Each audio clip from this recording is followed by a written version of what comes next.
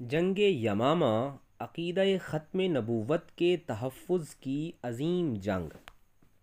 خلیفۃ الرسول سیدنا ابو بکر صدیق رضی اللہ عنہ کے عہد خلافت میں آقا کریم خاتم الانبیاء صلی اللہ علیہ وآلہ وسلم کے مقام ختم نبوت کے تحفظ میں لڑی جانے والی پہلی جنگ یمامہ کے میدان میں جھوٹے مدعی نبوت مسیلمہ کذاب کے خلاف 12 ہجری میں لڑی گئی۔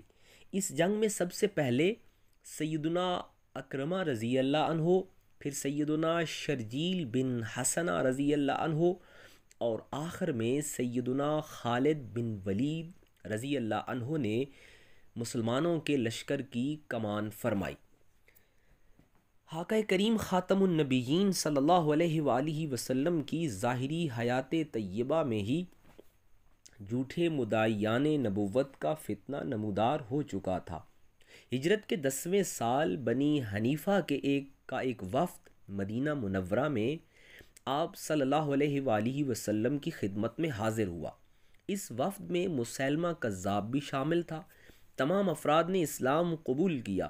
مسیلمہ کذاب جب یمامہ میں گیا تو وہ مرتد ہو گیا اور اس نے نبوت کا دعویٰ کر دیا۔ بہت سے لوگوں نے اس کے دعویٰ کو قبول کر لیا۔ ایک مدعی نبوت تو یہ تھا، اور دوسرا مدعی نبوت اسود تھا جس نے یمن میں فساد برپا کر رکھا تھا۔ اسے رسول کریم صلی اللہ علیہ وآلہ وسلم کے ظاہری وصال با کمال سے چند دن پہلے شاہ حبشہ نجاشی کے بھانجے صحابی رسول سیدنا فیروز ویلمی رضی اللہ عنہ نے واصل جہنم کیا۔ امام الانبیاء خاتم الانبیاء صلی اللہ علیہ وآلہ وسلم کو اس واقعہ کی خبر وحی کے ذریعے معلوم ہو چکی تھی۔ چنانچہ آپ صلی اللہ علیہ وآلہ وسلم نے ارشاد فرمایا، اسود کو ایک نیک بندے فیروز ویلمی نے قتل کر دیا ہے، اور سیدنا صدیق اکبر رضی اللہ عنہ نے مسند آرائے خلافت ہونے کے بعد سب سے پہلے اپنے قاصد سے جو خبر سنی وہ اسود کے واصل جہنم ہونے کی تھی۔ قدرت باری تعالیٰ کا کیا خوب حسن انتظام ہے کہ آقا کریم خاتم النبیین صلی اللہ علیہ وآلہ وسلم اپنے کارہائے نبوت کے انجام دہی میں سب سے آخری جو کام بحکم وحی انجام فرمایا، خلیفۃ الرسول سیدنا صدیق اکبر رضی اللہ عنہ نے اسی کام سے ابتدا فرمائی۔ اسی طرح سجاح بنت حارث اور طلیحہ اسدی بھی اپنے اپنے وقت میں حضور سرور کائنات صلی اللہ علیہ وآلہ وسلم کی شان ختم نبوت پر حملے کر چکے تھے۔ امام الانبیاء صلی اللہ علیہ وآلہ وسلم نے اس جہاں سے ظاہراً پردہ فرمایا تو مسیلمہ کذاب نے اپنے جھوٹے نبوت کے دعویٰ میں تیزی دکھانی شروع کر دی، یہاں تک کہ 1 لاکھ سے زیادہ افراد اس کے حمایتی بن گئے۔ مسیلمہ کذاب جادو اور شعبدہ بازی کا فن جانتا تھا، جس سے لوگ جلد اس کے جال میں پھنس جاتے تھے۔ خلیفۃ الرسول صلی اللہ علیہ وآلہ وسلم سیدنا ابو بکر صدیق رضی اللہ عنہ نے اس فتنہ کے خاتمہ کے لیے ایک عظیم لشکر تیار کیا۔ آپ نے اپنے خطبہ میں لوگوں سے کہا، اے لوگو، مدینہ منورہ میں کوئی مرد نہ رہے، اہل بدر ہوں یا اہل احد، سب یمامہ کا رخ کرو۔ اہل مدینہ کہتے تھے، باخدا ہم نے ایسی جنگ نہ پہلے کبھی لڑی نہ بعد میں لڑی۔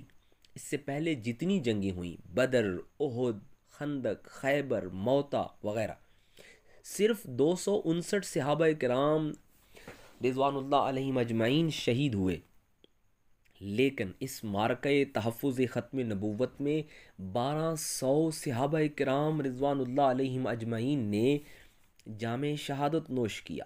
اس جنگ میں انصار کے سردار سیدنا ثابت بن قیس رضی اللہ عنہ، جن کی بہادری کے قصے پورے عرب میں مشہور تھے، ان کی زبان سے جملہ ادا ہوا، یا اللہ، جس کی یہ منکرین ختم نبوت عبادت کرتے ہیں، میں اس سے برات کا اظہار کرتا ہوں۔ چشم فلک نے وہ منظر بھی دیکھا جب آپ اکیلے ہزاروں کے لشکر میں گھس گئے اور اس وقت تک لڑتے رہے جب تک آپ کے جسم پر کوئی ایسی جگہ نہ بچی جہاں شمشیر و سنا کا زخم نہ لگا ہو۔ اس جنگ میں امیر المومنین سیدنا عمر بن خطاب رضی اللہ عنہ کے باب شریک بڑے بھائی سیدنا زید بن خطاب رضی اللہ عنہ، جو تقوی و پرہیزگاری کے پیکر اور اسلام لانے میں صف اول میں شامل تھے، انہوں نے مسلمانوں میں آخری خطبہ دیا: واللہ میں آج کے دن اس وقت تک کسی سے بات نہ کروں گا جب تک کہ انہیں شکست نہ دے دوں یا شہید نہ ہو جاؤں۔ اندازہ لگائیے کہ حضور صلی اللہ علیہ وآلہ وسلم کی شان ختم نبوت کا تحفظ کتنا اہمیت رکھتا ہے۔ اس جنگ میں بنی حنیفہ کے باغ، جس کا نام مسیلمہ کذاب نے حدیقۃ الرحمن رکھا ہوا تھا، اس میں اتنا خون بہا کہ اسے حدیقۃ الموت کہا جانے لگا۔ اس باغ کی دیواریں قلعہ کی مثل بلند و بالا تھیں۔ کیا عقل یہ سوچ سکتی ہے کہ ہزاروں کا لشکر ہو اور سیدنا برا بن مالک رضی اللہ عنہ کہیں: مسلمانوں، اب ایک ہی راستہ ہے، تم مجھے اٹھا کر اس قلعے میں پھینک دو، میں تمہارے لیے دروازہ کھولوں گا۔ آپ نے اس قلعہ کی دیوار پر کھڑے ہو کر منکرین ختم نبوت کے اس لشکر جرار کو دیکھا اور پھر تنے تنہا اس قلعے میں چھلانگ لگا دی۔ قیامت تک جو بھی بہادری کا دعویٰ کرے گا، یہاں وہ بھی سر پکڑ لے گا۔ ایک اکیلا شخص ہزاروں سے لڑ رہا تھا، ہاں اس نے دروازہ بھی کھول دیا اور پھر مسلمانوں نے منکرین ختم نبوت کو کاٹ کر رکھ دیا۔ کاش کہ ہم جان لیتے کہ ہمارے اسلاف نے اپنی جانیں دے کر آقا کریم صلی اللہ علیہ وآلہ وسلم کی ختم نبوت کا دفاع کیا ہے۔ کاش ہمیں رسول پاک صلی اللہ علیہ وآلہ وسلم کے ان اصحاب کرام رضوان اللہ علیہم اجمعین کے جذبوں کا علم ہوتا جو ایک مٹھی بھر جماعت کے ساتھ حد نگاہ تک پھیلے ہوئے لشکر سے ٹکرا گئے۔